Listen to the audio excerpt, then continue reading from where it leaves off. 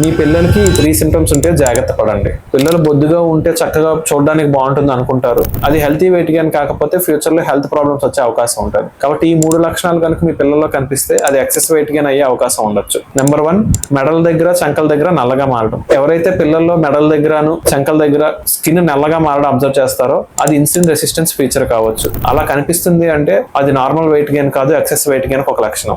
Number 2, height పెరుగుతున్నా గానీ height కన్నా ఎక్కువ వెయిట్ పెరగడం నోటీస్ చేయడం. పిల్లలు నార్మల్ గా హైట్ వెయిట్ పెరగడం కామన్ సంవత్సరానికి. కాకపోతే ఎత్తు పెరుగుతున్న దానికన్నా బరువు ఎక్కువ పెరుగుతున్నట్టు అనిపిస్తే మాత్రం అది నార్మల్ వెయిట్ గెయిన్ కాదు, ఎక్సెస్ వెయిట్ గెయిన్ అవ్వచ్చు. 3వది, పిల్లలు తొందరగా అలసిపోవడం. చిన్న ఆట ఆడినా కూడా తొందరగా అలసిపోతున్నారు అంటే మాత్రం అది ఎక్సెస్ వెయిట్ గెయిన్ వల్ల అయ్యి ఉండొచ్చు.